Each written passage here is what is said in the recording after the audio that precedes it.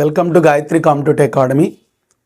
ఈరోజు ముఖ్యంగా మనకి ఏంటంటే రాష్ట్రంలో డిఎస్సి రిజల్ట్ గురించి, అలాగే డిఎస్సిలో వచ్చిన తప్పులు సవరణకు సంబంధించిన విషయాలు గురించి, ఈ ప్రభుత్వానికి సంబంధించి అలాగే విద్యార్థులకు సంబంధించిన రకరకాల ఆలోచనలు, ప్రశ్నలు ఉన్నాయి. వారి సందర్భంగా మీ ముందు అంటే మీకు సాధారణంగా వచ్చే ప్రశ్నలు అవి కూడా మీకు ఏంటి ఎక్కువ మంది అడుగుతున్నారో దాన్ని బట్టి వీడియో చేయడం జరుగుతుందండి. ముఖ్యంగా లాస్ట్ టైం మనం డిఎస్సి వీడియోకి సంబంధించి చాలామందికి ప్రతిస్పందన రావడం, దాన్ని స్పందించి ఎక్కువ మంది వచ్చిన డౌట్స్, కట్ ఆఫ్స్ ఇవన్నీ కూడా అందులో వచ్చిన డౌట్స్ని కూడా కొన్ని ఏంటంటే క్లారిటీ చేయడం కోసము, అలాగే కట్ ఆఫ్స్ మనం ఏంటంటే కొంత అంచనాలన్నీ కూడా మనం ఏంటంటే లాస్ట్ వివరించడం జరిగింది. చాలామంది ఆ వీడియో లైక్ చేయడము, అలాగే దాని మీద మీ యొక్క విషయాలు చెప్పినందుకు ధన్యవాదాలు తెలియజేస్తున్నాను మొదటగా. అయితే ఏంటి ప్రధానమైన ప్రశ్నలు ఏంటంటే, మొదటిగా డిఎస్సి గురించి, అసలు డిఎస్సికి సంబంధించి రిజల్ట్ ఎప్పుడు ఇస్తారు సార్, ఇది చాలా ఫస్ట్ ప్రశ్న. ఇక రెండోది ఏంటంటే డిఎస్సికి సంబంధించిన తప్పులు ఉన్నాయి, అవి ఎప్పుడు సవరిస్తారు, ఎలా సవరిస్తారు, ఏది రైటు ఏది కాదు, తప్పుల సవరణకు సంబంధించిన విషయాలు ఏమవుతున్నాయి. అలాగే ముఖ్యమైనది మూడవది ఏంటంటే, మరి ఏదో కోర్టు కేసు పడిందట, ఆ కోర్టు కేసు సంబంధించిన విషయాలు ఏమయ్యాయి. ఇంకా ముఖ్యమైనది నార్మలైజేషన్ ప్రక్రియ జరిగిందా లేదా, ఇంకా నార్మలైజేషన్ ప్రక్రియ జరగడానికి అసలు నార్మలైజేషన్ అంటే ఏంటి. ఇంకా కీలకమైనది ఏంటంటే కనుక ముఖ్యంగా ఈ నార్మలైజేషన్ ఎవరికి వర్తించదు, ఎవరికి వర్తిస్తుంది, ఇవి మనకి సాధారణంగా ఇప్పుడు అభ్యర్థులందరి ముందు ఉన్న ప్రశ్నలండి. వాటికి మనం సమాధానంగా నేను మొదటగా చెప్పవలసిన విషయం ఏంటంటే, రిజల్ట్ అనేది ఎప్పుడు ఇవ్వడం జరుగుతుంది అన్నప్పుడు నేను దీనికి మొదటిగా ఇచ్చే ఆన్సర్ ఏంటంటే, మీరు ఒక విషయాన్ని అర్థం చేసుకోవాలండి. ఏంటంటే సుమారు ఈ నోటిఫికేషన్ కోసం 6 సంవత్సరాల దగ్గర మీరు సుమారుగా ఎదురు చూశారండి.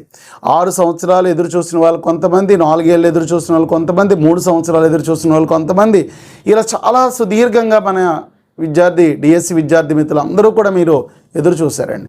కాబట్టి కొంత సమన్వయము, కొంత ఓపిక పెట్టినట్లయితే కనుక డెఫినెట్గా మీ రిజల్ట్ మీ ముందు ఉంచడానికి అవకాశం ప్రభుత్వం ఏర్పాట్లు జరుగుతున్నాయి. కాబట్టి ఆ పరిస్థితులు ఇచ్చా నేనంటే వీడియో చేయడం జరుగుతుంది. కాస్త మీరు చేయవలసిన చాలా ముఖ్యమైన పని ఏంటంటే, ఎట్టి పరిస్థితుల్లో మీరు యాంగ్జైటీకి గురవడము, లేదా నేను చాలా ఏదో టెన్షన్గా ఉంది సార్, కట్ ఆఫ్ ఇలాగే ఉండిపోద్దా, ఇలాగే ఎందుకు ఉంటుంది, మారిపోతుంది, ఇలా రకరకాల ప్రశ్నలు వస్తున్నాయండి.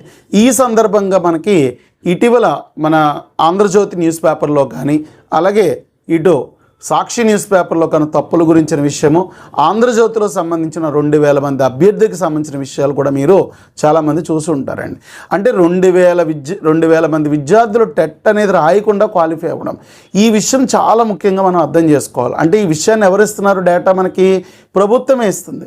కాబట్టి ఇప్పుడు నీకు ప్రభుత్వము ఈ యొక్క విషయాలను సమాచారంగా ఇస్తుందంటే నువ్వు అర్థం చేసుకోవాల్సిన విషయం ఏంటంటే, ఖచ్చితంగా చాలామంది అప్లికేషన్ పెట్టారు, వాళ్ళు టెట్ చాలామంది క్వాలిఫై అవ్వలేదు, వాళ్ళు ఎక్కువ మార్కులు పెట్టిన వాళ్ళు ఉన్నారు, తక్కువ మార్కులు పెట్టిన వాళ్ళు ఉన్నారు అనేది మీకు చెబుతున్నారంటే ఖచ్చితంగా డేటాబేస్ని పరిశీలిస్తున్నారు.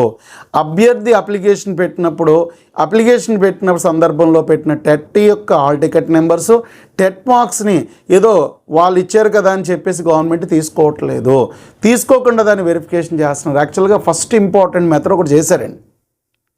ఏంటి ఆ ఇంపార్టెంట్ మెథడ్ ఏంటంటే, చక్కగా అన్ని సర్టిఫికేట్స్ని కూడా అప్లోడ్ చేయమన్నారు. అయితే సమయాభావ ఇతర పరిస్థితుల వల్ల ఏంటంటే ఫ్రీ చేశారు. నిజంగా సర్టిఫికేట్లు పెట్టుంటే ప్రతిదీ కూడా చక్కగా స్క్రూటినీ అయిపోయి చాలా ఫాస్ట్గా అయిపోయేదండి.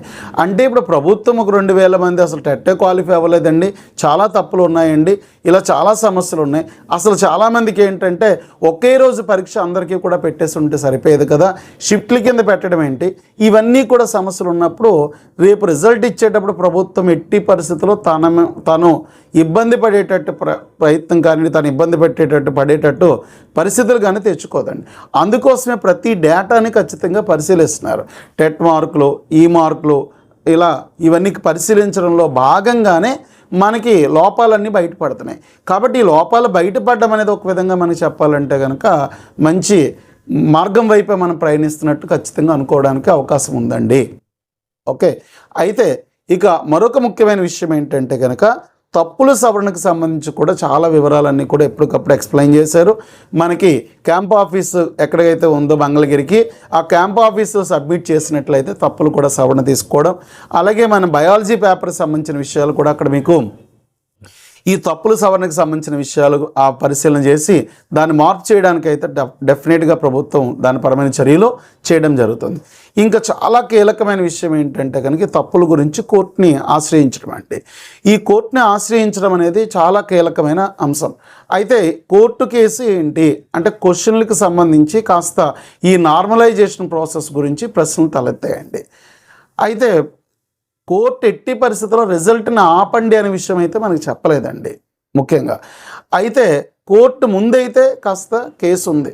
ఆ కేసు ఏమవుతుంది ఏం జరుగుతుంది అనేది పక్కన పెడితే ప్రస్తుతానికి న్యాయపరమైన ప్రక్రియగా న్యాయపరమైన వ్యవస్థ ఎటువంటి ఆటంకం ఇవ్వట్లేదు రిజల్ట్ కోసము.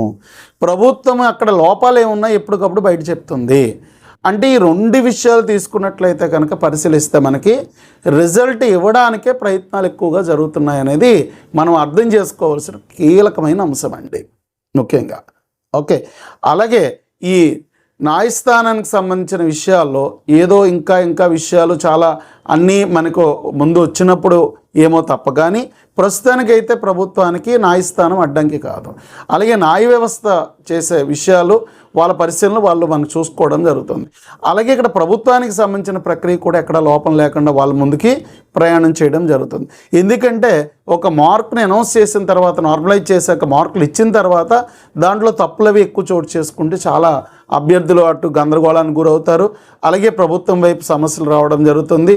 ఇలా కొంత డేటా సమస్యలన్నీ కూడా మనకి ఎప్పటికప్పుడు ఏంటంటే వాళ్ళు పరిశీలన చేస్తున్నారండి. అది చాలా మనకి మంచి ప్రయాణం అనేది ఒక విధంగా చెప్పచ్చు. ఇక కీలకమైనవి ఏంటంటే కనుక ఈ నార్మలైజేషన్ అనేది చాలా కీలకమైందండి. అసలు ముందు మార్కులు అంటూ తేలాలి, తేలిన తర్వాత నార్మలైజేషన్. అంటే నార్మలైజేషన్ ఎవరికి ఉండదు అంటే ఒకే రోజు ఒకే పరీక్ష పెట్టేస్తే అంటే మొత్తం రాష్ట్ర వ్యాప్తంగా బయాలజీ వాళ్ళు తక్కువ మంది అభ్యర్థులు, అలాగే ఫిజికల్ ఎడ్యుకేషన్ టీచర్స్, ఇంగ్లీష్ వీళ్ళందరికీ ఒకే రోజు పెట్టారండి. ఒకే రోజు పెట్టారు కాబట్టి వాళ్ళకి ఏ నార్మలైజేషన్స్ ఉండవండి. అదే నార్మలైజేషన్ అంటే ఏంటి సార్? నార్మలైజేషన్ అనేసి తీసుకున్నట్లయితే కనుక ఎగ్జాంపుల్ ఎస్జిటి మార్నింగ్ ఒక బ్యాచ్ రాశారు, ఏ బ్యాచ్ అనుకుందాం, బి బ్యాచ్ మధ్యాహ్నం రాశారు. బి బ్యాచ్ అనే వాళ్ళకి ఏంటంటే కనుక ముఖ్యంగా వాళ్ళకి ఎక్కువ మార్కులు రావడం జరిగిందండి. ఏ బ్యాచ్కి తక్కువ మార్కులు వచ్చాయి. ఈ తక్కువ మార్కులు వచ్చిన వాళ్ళని ఏ మార్కులు ఏదైతే బి అనే వాళ్ళు ఉన్నారో వీరిద్దరి మధ్యన కాస్త ఈక్వల్ చెయ్యాలి అన్నప్పుడు ఏం చేస్తారంటే ఎక్కువ మార్కులు వచ్చిన అభ్యర్థిని తక్కువ మార్కులు వచ్చిన అభ్యర్థులతో పోల్చినప్పుడు తక్కువ మార్కులు తీసుకొస్తారు ఎక్కువ వచ్చిన వ్యక్తిని. ఇది ఒక చిన్న ప్రాసెస్, టెక్నికల్ ప్రాసెస్. ఆ స్కేలింగ్ ఇదంతా కూడా ఉంటుందన్నమాట. అది నేను అవసరమైతే తర్వాత వివరిస్తాను. మీకు అర్థం అవ్వాల్సిన సూటిగా ఒకే విషయం, ఏబి అని 2 బ్యాచ్లు మార్నింగ్ ఒకటి మధ్యాహ్నం ఒకటి రాశారండి. మార్నింగ్ వచ్చిన వాళ్ళకి పేపర్ ఈజీగా వచ్చి ఎక్కువ మార్కులు వచ్చాయి, మధ్యాహ్నం వాళ్ళకి తక్కువ మార్కులు వచ్చాయి. అంటే పేపర్ టఫ్గా ఉందని. టఫ్గా ఉన్నప్పుడు ఏం చేస్తారంటే ఎక్కువ వచ్చిన మార్కుల్ని ఇందులో యావరేజ్ని తీసుకుని ఇందులో యావరేజ్తో ఈక్వల్ చేయడానికి ట్రై చేస్తారు. అదొక ప్రాసెస్. ఇలా ఈ నార్మలైజేషన్ ప్రాసెస్ అనేది మనకు కనిపిస్తుంది. అసలు ముందు మార్కులు తేల్చాలి, ఎన్ని మార్కులు వచ్చాయి అంటే డిఎస్సి ప్లస్ టెట్ ఎన్ని మార్కులు వచ్చాయో తేలాలి. డిఎస్సి ముందు మార్కులు ఎన్ని వచ్చాయో చెక్ చేసుకోవాలి.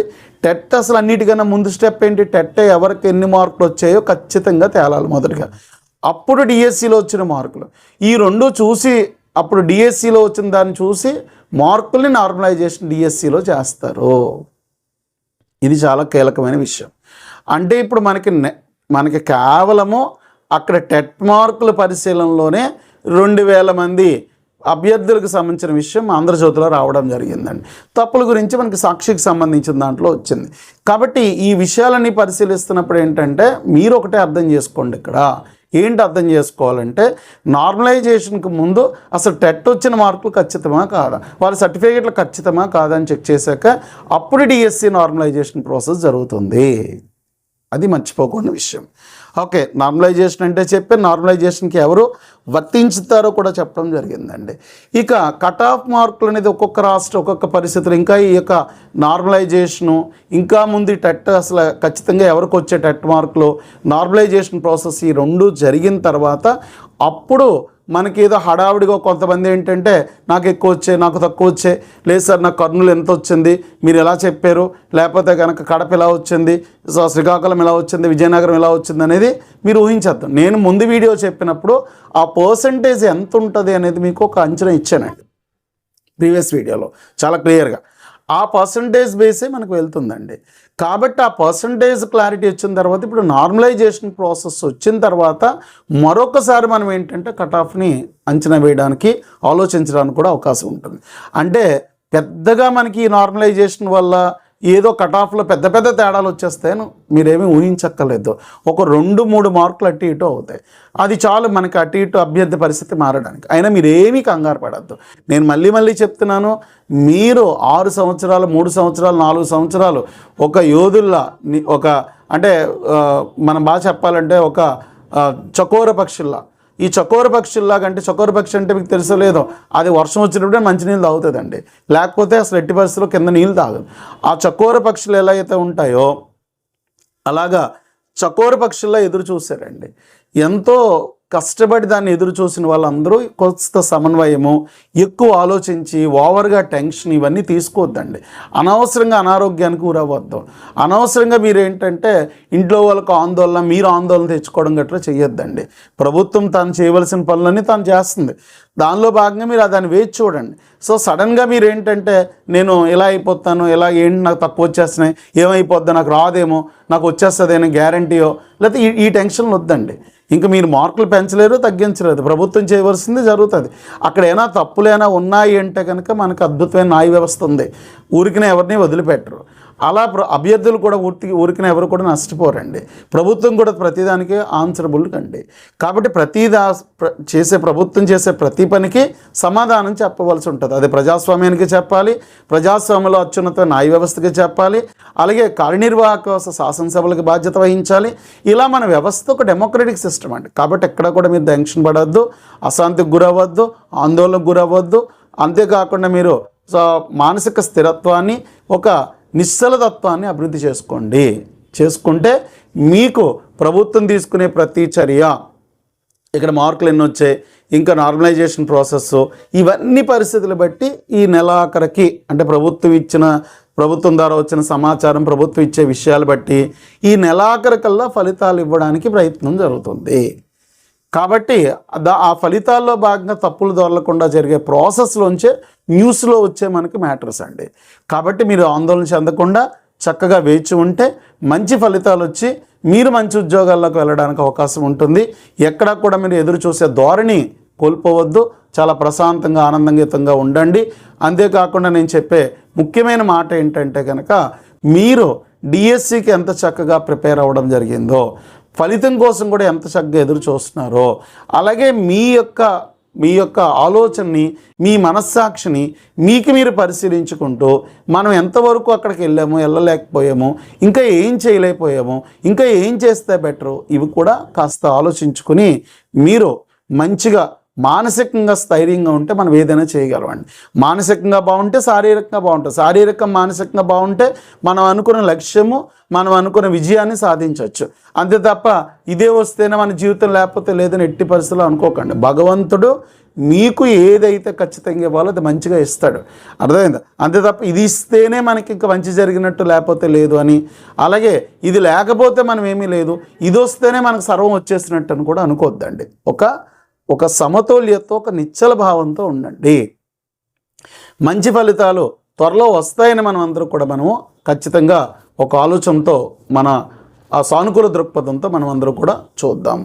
అది ఆగస్టు నెలాఖరికి ఇచ్చేటట్టుగా ఉండే ప్రయత్నాలు ప్రభుత్వంలో జరుగుతున్నాయి. కాబట్టి ఇంకా దాని తర్వాత అయినా మీకు అప్డేట్స్ అయినా వచ్చినప్పుడు మరొకసారి మీకు ఆ విషయాలన్నీ కూడా ఇవ్వడం జరుగుతుంది. మన గాయత్రి కాంపిటేటివ్ అకాడమీ ఛానల్ని సబ్స్క్రైబ్ చేసుకోండి, అలాగే మీ ఫ్రెండ్స్కి షేర్ చేయండి. మీకు ఏదైనా డౌట్స్ ఉన్నప్పుడు కామెంట్స్ చేయండి తప్పనిసరిగా. నేను లాస్ట్ వీడియోకి సంబంధించిన దాంట్లో చాలా వరకు ఏదైనా ప్రశ్న తలెత్తినప్పుడు వాట్సాప్ మెసేజ్ పెట్టినప్పుడు నెంబర్కి దానికి సమాధానం కూడా మ్యాక్సిమం ఇవ్వడం జరిగింది. కాబట్టి మీరు సమన్వయంతో ఎదురు చూడడం ఇక్కడ చేసే ముఖ్యమైన పని అండి. Wish you all the best, good luck. Gayatri competitive academy, Visakhapatnam.